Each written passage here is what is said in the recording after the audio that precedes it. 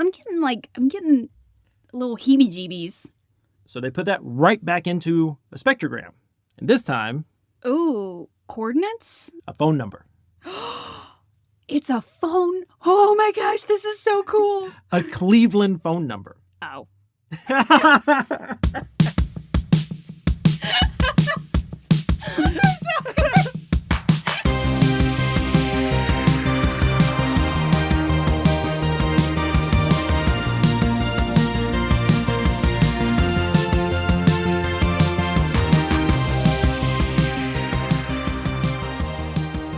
Welcome to Mistopian, the podcast that evaluates the past's industrially, sonically, musically inaccurate predictions about the future that we now live in. Because why listen to your artist's new favorite album when you can sing the songs that you write yourself and then throw it into an AI generator and have Grimes' voice come out?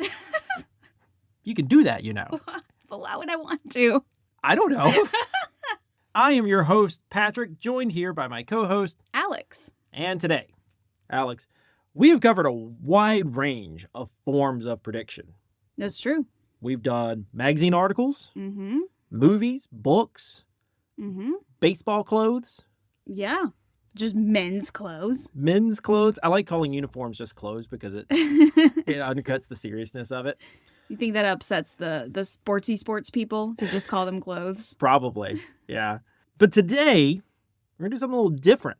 Ooh. We are going to get into two different forms of predictions about the future. Okay. And we're going to start with music. Oh. Now, I have kept you in the dark about this. I know nothing. Yeah. You have deliberately forbidden me from Googling anything.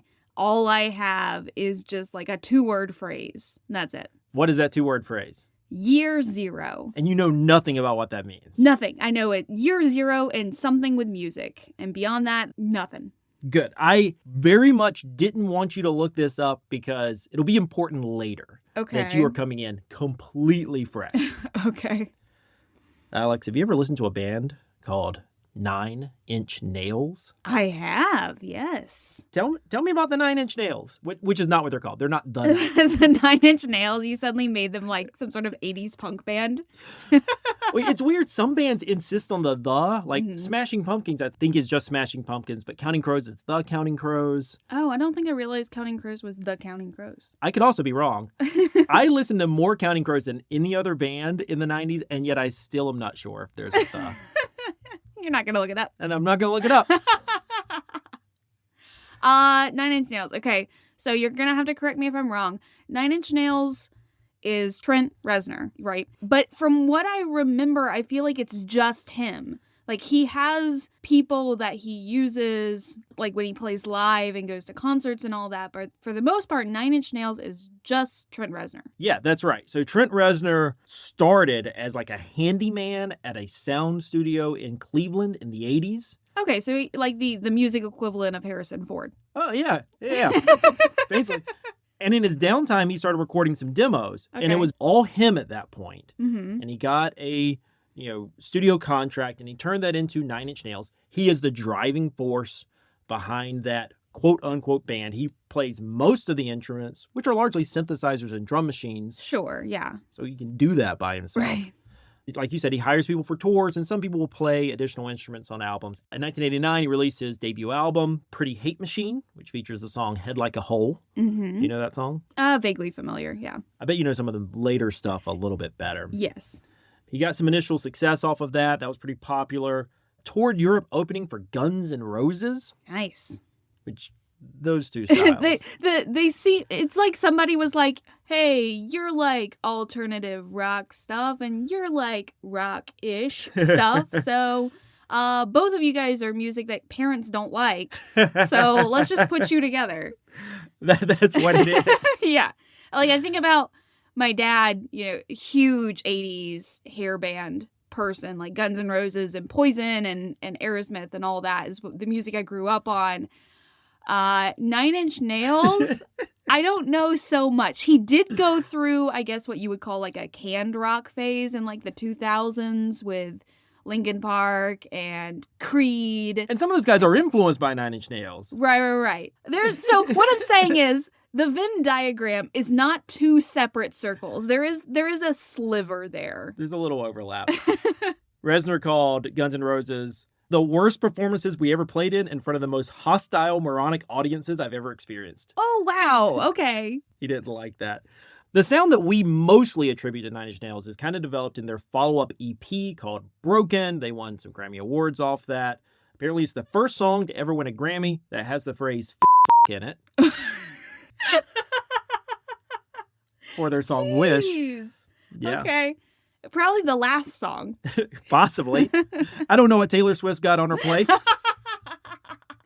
She might include it. I don't know. Yeah. They followed that up with their biggest selling album, The Downward Spiral, in 1994, recorded in the house where the Tate LaBianca murders took place. Oh, wow. Although Reznor claims he didn't know that when he bought the house. Okay. Just coincidence? Just coincidence. How does that not come up? Don't they have to disclose those things? Aren't they required to? Right. I don't know. Weird. It's By the weird. way, a murder happened here. A very famous murder. A very iconic murder that you will have people outside your house just kind of staring at it. I mean, if the realtor knew that they were selling this to Trent Reznor, you'd think they would lead with that because he might pay more for it. The Downward Spiral features the songs Hurt Yeah. and Closer. You remember Closer? Yeah. And that cemented their status as one of the most important alternative bands. So that's them in the 90s. Okay. Year Zero is an album that they released in 2007. Okay. And they did things differently for that album. When you think of Nine Inch Nails, it's industrial rock, it's heavy, but it's also very introspective.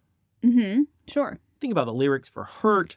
Right. Johnny Cash famously covered that song. It's absolutely amazing. Yeah, a lot of self-loathing, kind of deeply personal stuff. Yeah. Trent Reznor wanted to do something different. Sure. Everybody gets a little tired of the same old, same old. So he is on tour, and he records a concept album. Ooh, I love concept albums. I have a special place in my heart for just a theme. Maybe it's just the theater, the theater kid in me. But yeah, you base your whole album around like a central idea or a story or something like that, and I will eat that up. Well, let's talk about the difference between a concept album and a rock opera. Because I would classify this as a rock opera. Ooh, okay. Yeah, I hadn't really thought that there would be a difference between the two, but yeah, okay. So rock operas are concept albums. Not every concept album is a rock opera. Sure. Okay, that makes sense. So the first concept album is from the 40s. Woody Guthrie recorded Dust Bowl ballads. And the concept is, here's a bunch of ballads about living in the Depression. The Dust Bowl? The Dust Bowl. Sinatra did In the Wee Small Hours, which was just songs about being lonely. Johnny Cash made a whole album about trains in 1960. Actually, he makes a bunch of different concept albums that are kind of similarly just based off of a thing. Right. Maybe most famously, the Beatles record Sgt. Pepper's Lonely Hearts Club Band. The concept of that is that they're not the Beatles. Okay. But the rock opera is different. And it really starts with The Who. And they release an album called Tommy. Tommy is about a deaf, dumb, and blind kid, as is mentioned in the titular song. And it's about the trials and tribulations of that kid. And it tells a story. Every song tells a part of that story. Followed by albums like The Rise and Fall of Ziggy Stardust and The Spiders from Mars by David Bowie. The Wall by Pink Floyd. Yeah, that's probably one of the most famous ones, I think. Yeah, the most famous one, because there's also a film about it. A movie, yeah. Okay. Now, I will say, I think rock operas, and this might be a hot take, I don't know, I think they suck. Oh, wow, that is a hot take. Because I think that they don't do a good job of telling a story. There is a difference between someone doing a musical who writes a story, who thinks about the lyrics as a story, and a rock musician where that is a secondary focus. Sure. So I usually think that they're not very good. They're also normally not really something that you see with alternative bands. Oh, no? Heavy rock, prog rock especially, was known for their concept albums. I see what you're saying. And I do think it kind of comes back in the early 2000s, but, Pearl Jam wasn't writing a concept album or a rock opera. No. I feel like a lot of those were bands that I've never heard of or have weird names. They weren't the big top 40. Yeah. The lyrics often don't support the story that well. You have to do a lot of work. Sure. As a listener to try to piece together this story, which is where I'm going to pause this recording. Okay. I have the lyrics to Year Zero. And I'm going to give you a few minutes to read these lyrics, and I'm going to ask you what you think the story is. Okay, that's a lot of papers. It's just one for each song. Okay. There's 16 songs in the album. 2 are instrumental. So you'll notice there's some missing numbers. I didn't just forget to print those. Those are instrumental. I'm going to suggest that maybe you listen to the first track, which is instrumental. If you don't want to, you don't have to. Because No, I'm into this. Like I'm down. Let's do this. So we're gonna pause the recording, and I'm gonna listen to the instrumental and then read all these. And then you're going to come back and you're going to tell me the story. Okay. Okay? Okay. All right. All right, Alex, so we are back. You have had some time. You've had, peek behind the curtain, a whole day I have that whole day to look at these lyrics, and I am very interested to find out what you can tell me about who the characters are, what happens to them, and what exactly is Year Zero. Okay, so first of all, I need you to acknowledge what you have done to me as an English teacher. I teach English, and you hand me a stack of, 14 songs? Yes, yeah. And a pencil. And then you say, Alex, by the end of this, I need you to know who the characters are, what the plot is. And I have never felt more like a terrified 10th grader than I did in that moment. I was like, oh no, this is what I do.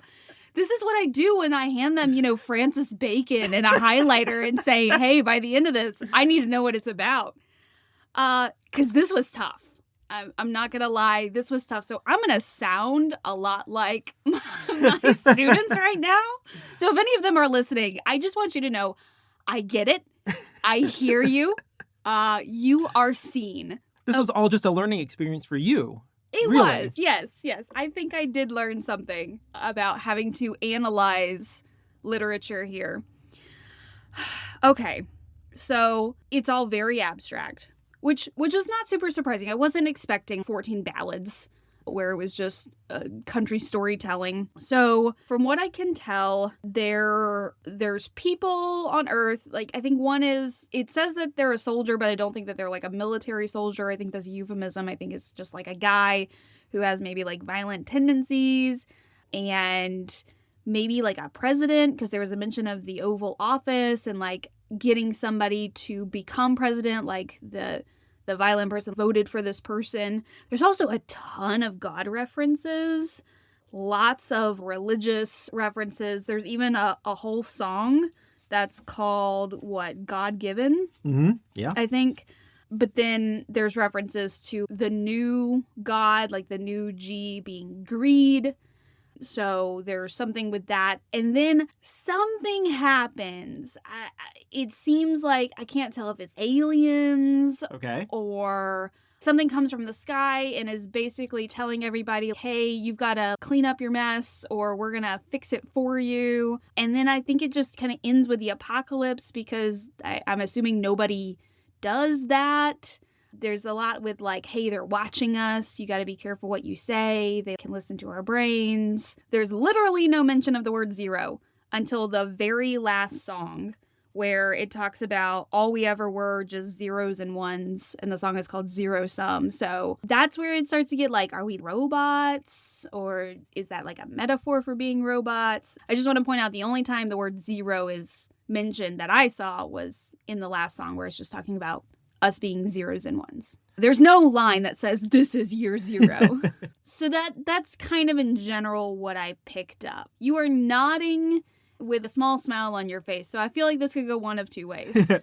Either I did such a good job that I win podcasting, or I am so horribly far off that you were just sitting there in amusement. It can be both. It could be both. No, Alex, you have done a very good job. Hey, yay. I need the balloons to like come from the ceiling now. You win a coffee. But before I tell you how right or wrong you might be, Okay. I'm going to give you some more context, because something I didn't tell you is that this is not just an album. Okay. There is a whole nother component that explains far more, but also opens a lot more doors to questions that remain unanswered. Okay. Let's go back in time. It's early 2007. George Bush is president. Mm-hmm. We're at war in Afghanistan and Iraq. The U.S. Patriot Act is in full force, relatively new. Another thing, this is kind of important, MTV has basically stopped showing music videos. Have they? Oh, yeah. I guess at that point they're firmly in their reality show phase. That's right. So how do you promote an album if there's no easy way to get people to start listening to your music? The internets? The internets. Ooh. Enter 42 Entertainment. They are a marketing firm that specializes in a specific variety of viral marketing. Okay. Yeah, I feel like early 2000s was so big in the viral marketing thing. Obviously, Blair Witch Project, which I guess technically was the 90s. Yeah, it was 99 if I'm not wrong. Really started that whole idea of viral internet marketing. So what's the goal of viral marketing? How does it work? So, yeah, it's obviously different from traditional marketing. It's relying more on sharing something that somebody has found. People aren't going to just share regular ads. Right. I'm not going to be, sending you a Sherman ad for something unless it's just to make fun of it because the bear situation is really weird. So you usually have to make it like some sort of weird, like a meme, basically. It doesn't have to be funny. Like Blair Witch Project really relied on the idea of this being like real found footage, but it being viral implies that it's something that is shared by a wide variety of people. Like, hey, you got to check this out. Excellent job. And this is something that 42 Entertainment did. They did it for The Dark Knight and for some other things. They had these little campaigns. They're called alternate reality games. Oh, okay. So it's a series of puzzles meant to kind of cryptically hook in fans and get them to build interest organically and, like you said, to share with each other. Isn't that what Westworld did? Like, that's kind of the most recent example I can think of. Like, they had a Delos website where you could go and kind of, like, explore different things to get Easter eggs for the upcoming season. That's right. Yeah, very good. So, February 12th, 2007. We're still months away from Year Zero coming out. So, Nine Inch Nails is going on tour. And they are starting this world tour, this European tour. And their first shows in Portugal, they sell t-shirts, as every band does. Sure. I mean, that's where you make the majority of your money, right, is through the merch that you sell touring. That's right. So I'm going to show you the back of this t-shirt, and I want to see if you notice anything that the fans noticed. Some of the letters are brighter than the others. So what does that tell you? That there's some sort of hidden message within the list of tour places and dates. That's right. And they're in order, if I'm not mistaken, so you should be able to read this. I am trying to believe. That's right. I am trying to believe. Some fans were looking at this. I am trying to believe. They're trying to figure out what it is. So they start trying to figure out what that can mean. Sure. So they go online and they try imtryingtobelieve.com. Turns out it's a website. Oh, I love things like this. I don't know why. I'm not like a huge puzzle person normally, but there's something that I really love about seeing other people do these puzzles. Like, I like reading about them after they're done, just to marvel, I guess, at human curiosity. So I'm going to show you this website.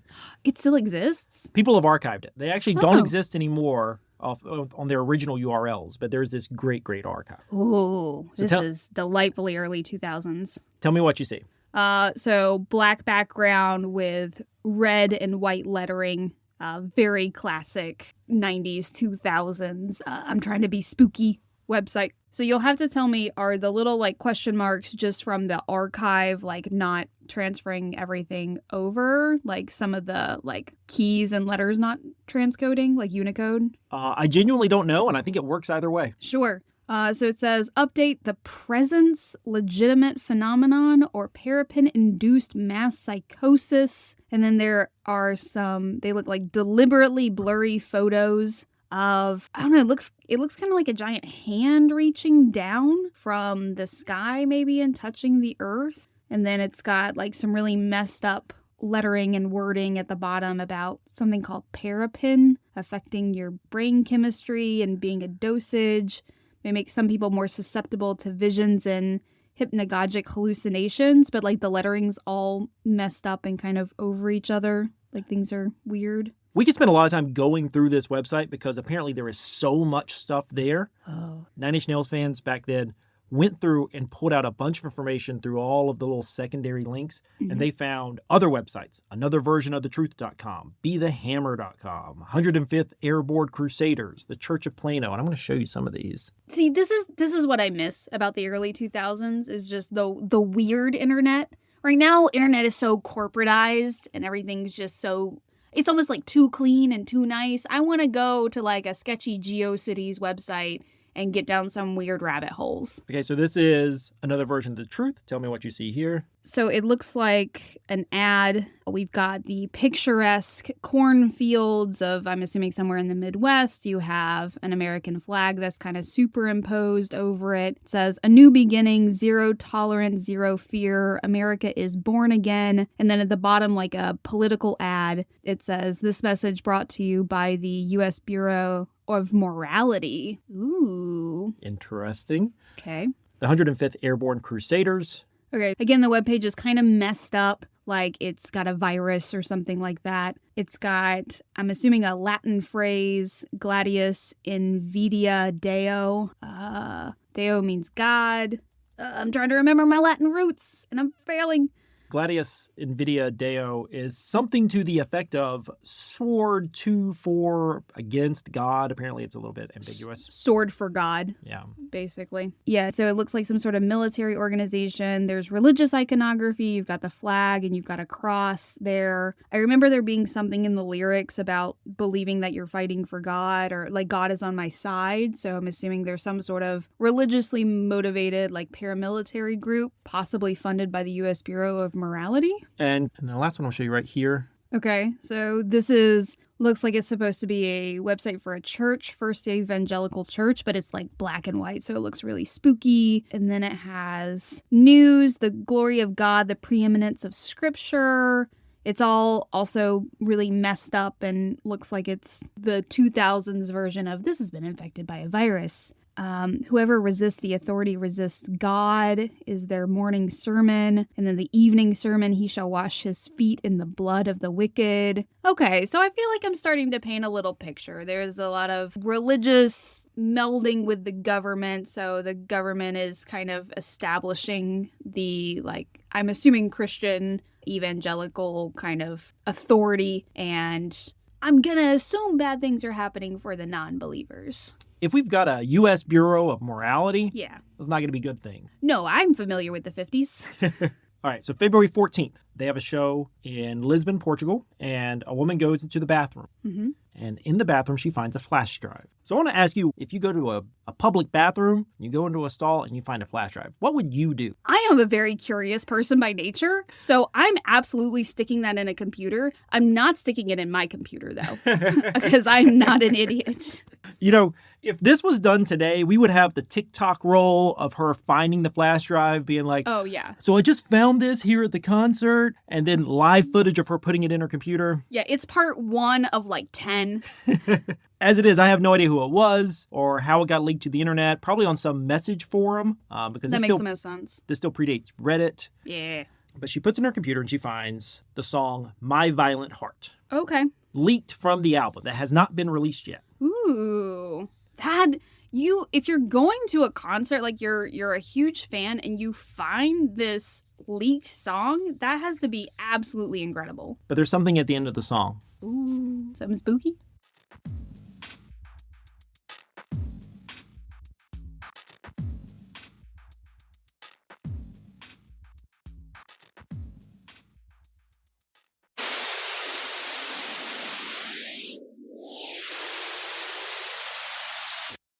So how do you feel about that? Okay, so it was static, but it was like a wavy static with so some sort of like signal maybe. By the way, I am really enjoying the fact that this episode is turning into like a mystery podcast. Exactly. Like, I know the outcome. I know it's about an album, but this is still really cool. So they put that into a spectrogram. The fans talked about it. What? You know- This is what I love. I don't want to do the puzzle. I want to read about people doing the puzzle because, like, who thinks of that? Who thinks I'm going to put this in a spectrogram? That is so cool. And it revealed an image. Oh my gosh. Oh, it's a giant hand reaching down. It's like that other picture. Oh, I'm getting little heebie-jeebies. So then another flash drive is found on February 19th, and it has another leaked song, Me, I'm Not. And now there is a separate MP3, also of static. Okay. So they put that right back into a spectrogram. And this time... Ooh, coordinates? Something like that? So 216.333.1810. a phone number. It's a phone. Oh my gosh, this is so cool. A Cleveland phone number. Oh.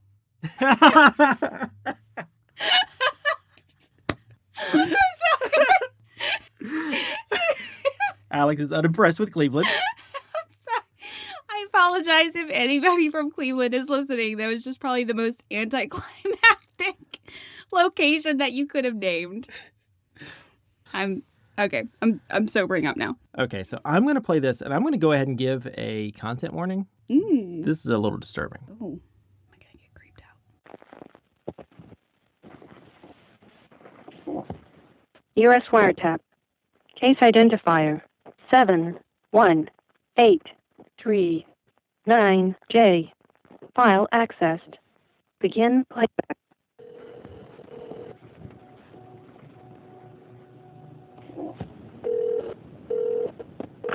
Hello? Robbie! Oh my God, I'm at the club and me. What the hell? I'm going. What's going on? It goes on for a bit. I'm not going to put all of that in the podcast, No, thank you. but I want you to get a feel of it. Yeah, okay. So like a woman screaming. She's screaming into her cell phone that she's trapped in a nightclub and that the cops had locked them inside and that they were all going to die. Oh gosh. Based off of this, fans find another website, uswiretap.com, and these are all very intricately created websites that have this deep mythology built into it. A tremendous amount of work went into creating all this. Wow. Yeah, I mean, just creating multiple websites. Somebody had to figure out how to make sound, have images with a spectrogram. Like, that is requiring a whole huge team of people and like literal scientists to do that. It's very cool. It's so cool. It's disturbing, but it's super cool. February 22nd, a trailer is released on the website that shows a blue sign that says, I'm trying to believe, and then they have another image of the presence. That same day at Paris, red flyers are handed out to people in the audience that say, art is resistance. Okay. And they look like this. Nice. That is also very French. Yes. Just to believe that art is resistance. So let's recap the major parts of the story being worked out so far. Okay. So it seems like there's two separate things. Okay. So there is the far more, I guess, grounded one of the U.S. government has created some sort of Bureau of Morality that is ostensibly run by the Christian Church that has its own military division and I'm assuming is cracking down on what they see as immoral things within America and immoral people. And the girl at the nightclub, like I'm assuming they weren't supposed to be there. It has very religious fundamental vibes, similar to like what you would see in, say, Iran. Right. But Americanized. And then there's the second part, which is the presence. Yeah. Which all I've seen so far is just like this impossibly big hand reaching down from the sky. So there's the U.S. morality thing, but then there's also aliens or God or something like that, which is far more esoteric. Yeah. So there's no true answer to all the clues that have been found. They weave together this incomplete story. It reminds me a lot of Lost. Oh, sure. Yeah. Honestly, it's a deep rabbit hole. I do not have time on this podcast to go over every part of this. That's crazy. And again, this is all just to promote an album. Yeah. There are dozens and dozens of websites that give incredible amounts of information, lots of hidden USB drives, emails you could contact, phone numbers you could call. I tried calling some of them. Oh, yeah. One of them was disconnected. One of them tried to sell me a Walmart gift card. Okay. They no longer work. Sure. And so here's the basic story that you could piece together from all of these websites and information. Okay. At the 81st Annual Academy Awards, there was a terrorist attack with a dirty bomb that used ricin. That was followed by more biological attacks.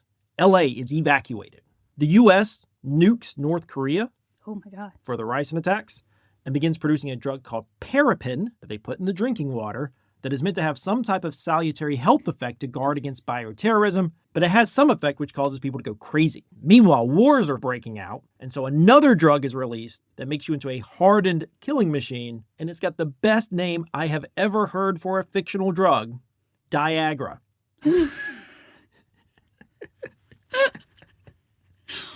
What?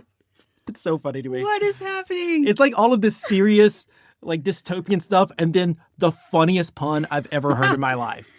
Yeah, I want to believe that all of this started pun first.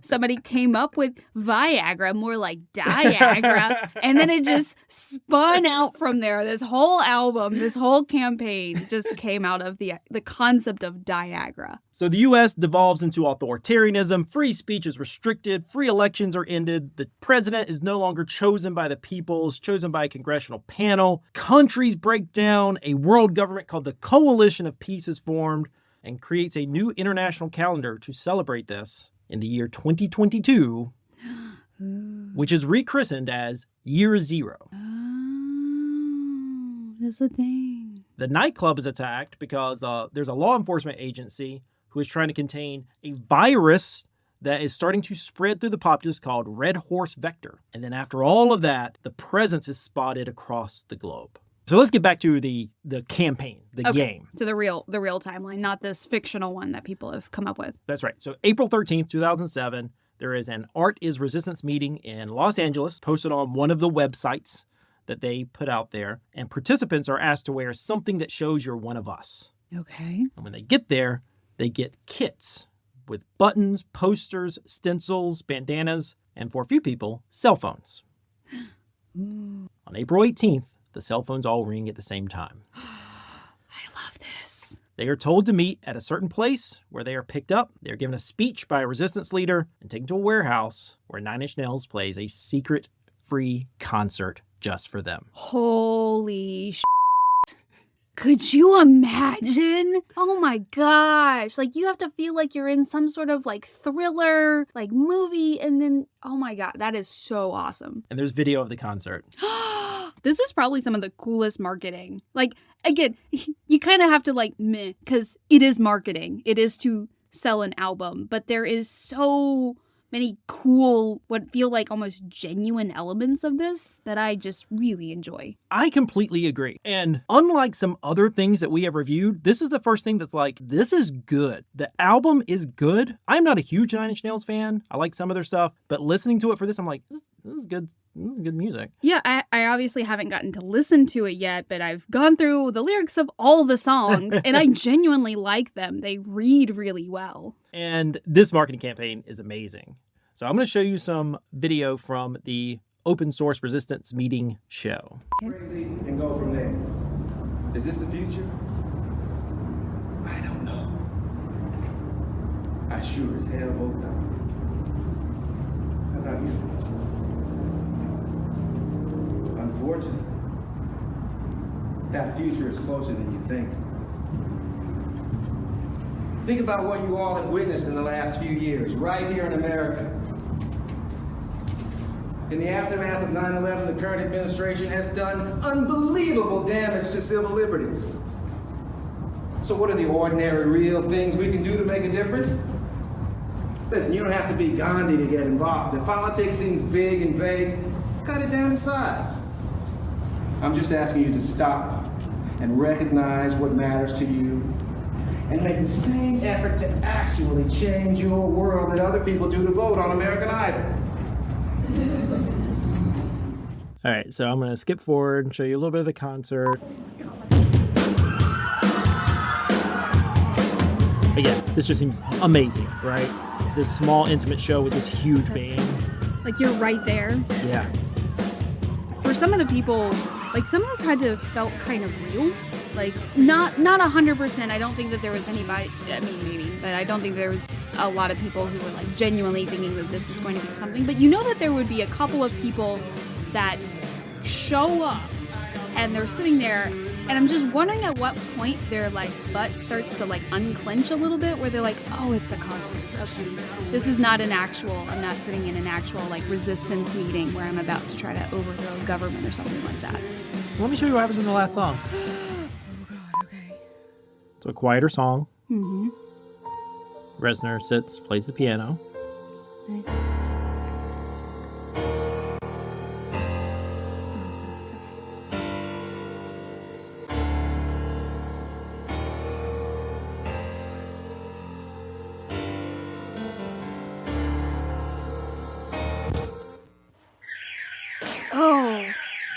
Oh my God. It's people.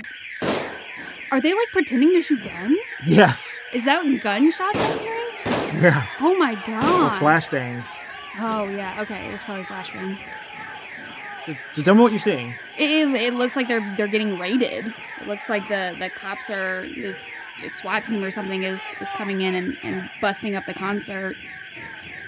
Yeah, I would have assumed if I was in the room that what I was hearing was gunshots, but flashbangs make, I guess, more sense based on the sound. But I would be pooping my pants.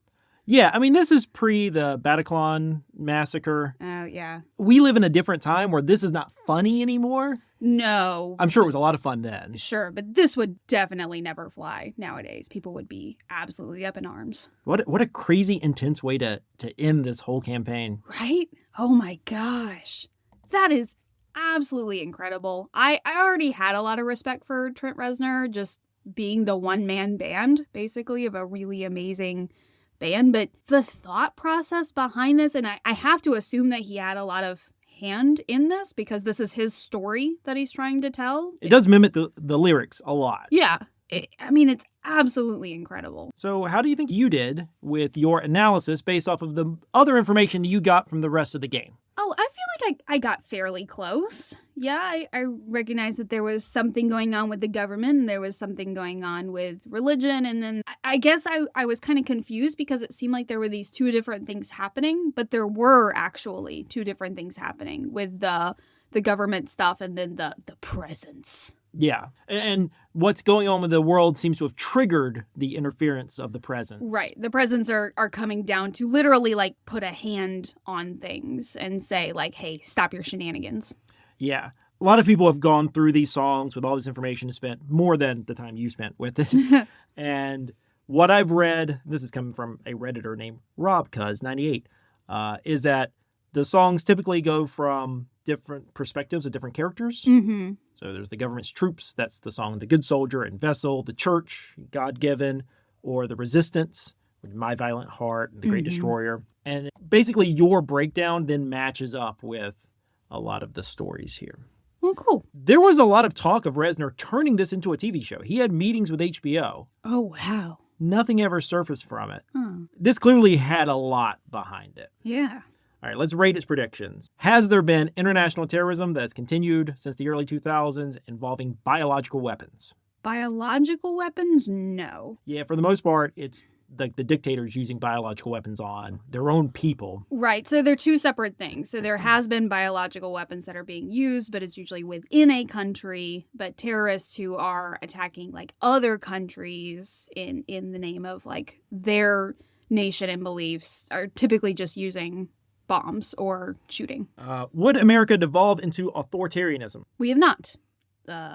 Mostly. Barely. Barely. We are hanging by a thread. Would we suffer a global pandemic? Ooh. That one kind of hits. Yeah. That hits tough. And then, of course, there's all the conspiracies about it being a biological weapon that escaped a lab. That doesn't help. Yeah. There's no Diagra, though. No. Oh, no. There's no Diagra. Also, we did not nuke North Korea. Yeah. That did not happen. Go us. You know, sometimes for America, it's the little things. Like, I'm proud of you. Good job. You know what I keep thinking about this entire time I've been doing all of this? Is how weird the concept of a year zero is. There's no zero in calendars. No, like when you're switching from BCE to CE, there is no year zero. It's 1 to 1. It just goes 1 to 1. So I thought that was really interesting. Yeah.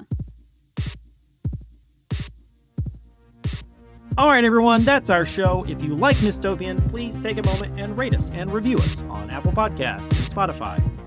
You can follow us at Mistopian Pod on all the major social media outlets. We're mostly active on Instagram, and sometimes I like other people's tweets on Twitter.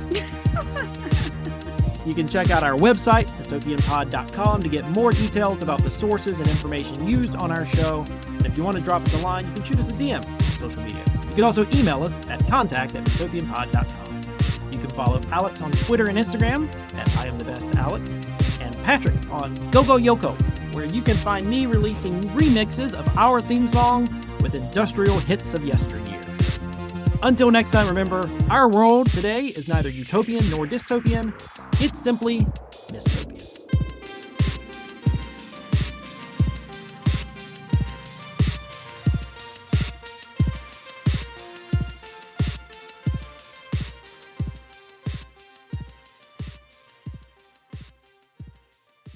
So, Alex, what is your apocalypse plan? Oh, I'm dead. Like, I have no grand illusions. Like, there's part of me that feels like I would last slightly longer than the average American, just because I do like run. And You're short and slippery. You can't get caught. I'm short and I would say moderately physically fit. So I do think, depending on the apocalypse, I could last like a little bit longer than the average, like couch dweller. But I have no illusions that I'm going to be like dirty bandana road warrior surviving out of this. My best bet is to be your Hodor. You just You carry run. people? You run. I got the door. Oh no.